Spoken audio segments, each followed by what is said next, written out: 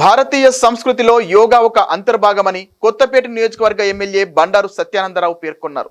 ఆత్రేయపురం మండలం వాడపల్లి శ్రీ వెంకటేశ్వర స్వామి ఆలయం ప్రాంగణంలో సోమవారం నిర్వహించిన యోగాంధ్ర కార్యక్రమంలో జిల్లా collector R Mahesh Kumar, RDO శ్రీకర్లతో కలిసి ఆయన పాల్గొన్నారు. ఈ సందర్భంగా ఎమ్మెల్యే మాట్లాడుతూ ఆధునిక జీవనశైలి కారణంగా ప్రజలు అనేక శారీరక, మానసిక సమస్యలకు లోనవుతున్నారని, వాటి నివారణకు యోగా అత్యుత్తమ మార్గమని తెలిపారు.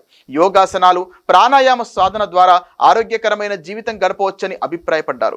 ప్రతి ఒక్కరూ యోగాను తన నిత్య జీవితంలో భాగంగా చేసుకోవాలని సూచించారు. ప్రముఖ పుణ్యక్షేత్రమైన వాడపల్లి వెంకటేశ్వర స్వామి ఆలయంలో సుందరమైన వాతావరణంలో యోగాంధ్ర కార్యక్రమం నిర్వహించడంపై సంతోషం వ్యక్తం చేశారు.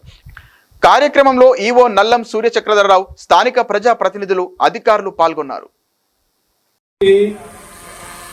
భారతదేశ యొక్క వారసత్వ సంపద యోగా. ఆ యోగా యొక్క విశిష్టతని, ప్రాశస్యాన్ని ప్రపంచ దృష్టికి తీసుకెళ్లినటువంటి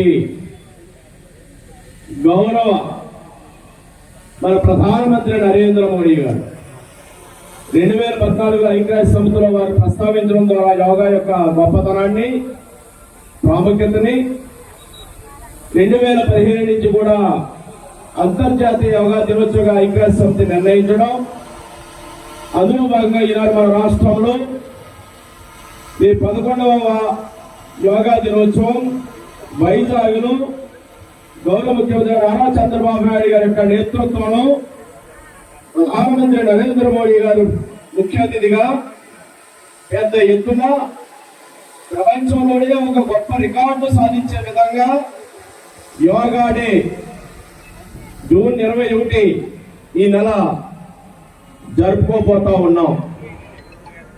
మరి యోగా యొక్క గొప్పతనం అందరూ గుర్తించాలి. శారీరకంగా, మానసికంగా, ఆధ్యాత్మికంగా అందరూ కూడా దృఢంగా ఉండాలి. ఆరోగ్యమే మహాభాగ్యం. ఆరోగ్యం మించింది ఏమీ లేదు. ఆరోగ్యవంతమైన సమాజం ఉండాలంటే యోగా కూడా మన దినచర్యల్లో ఒక భాగంగా మారాల్సినటువంటి అవసరం ఉంది. శారీరక ఒత్తిడే కాదు, మానసిక దారుణ్యమే. మానసిక ఒత్తిడిని జయించి శారీరక దారుణ్యాన్ని పెంపొందించుకోవడానికి ఎంతో దోహదపడుతుంది యోగా.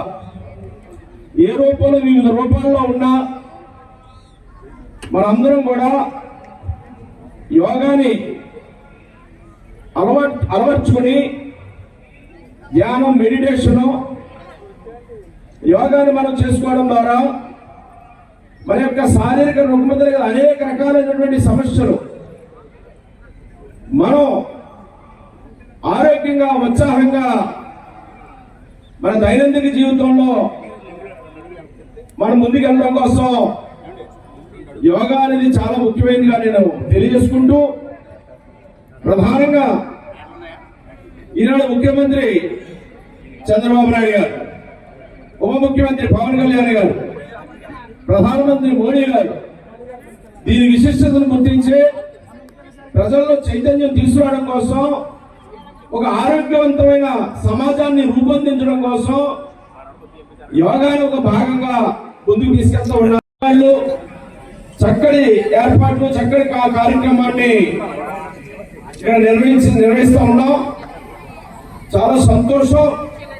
ఇందులో వారి పాల్గొని యొక్క కార్యక్రమాలు సహకరించి కృషి చేసిన వారందరూ కూడా ధన్యవాదాలు తెలియజేసుకుంటూ, రేపు 27వ తేదీన మరి ప్రపంచవ్యాప్తంగా అంతర్జాతీయ యోగా దినోత్సవ సందర్భంలో ప్రధానమంత్రి గారు వైజాగ్ వచ్చి మన రాష్ట్రంలో పాల్పంచుకుంటున్న శుభ సందర్భంలో ప్రభుత్వం నిర్దేశించిన ప్రకారం ప్రతి చోట ఆ యోగా డేను అందరూ జరుపుకోవాలని, విజయవంతం చేయాలని కోరుకుంటూ, ఈ పాల్గొనే అదృష్టం నాకు కలిగినందుకు మీ అందరికీ యొక్క కృతజ్ఞతలు తెలియజేసుకుంటూ మీ వద్ద సెలవు తీసుకుంటున్నాను.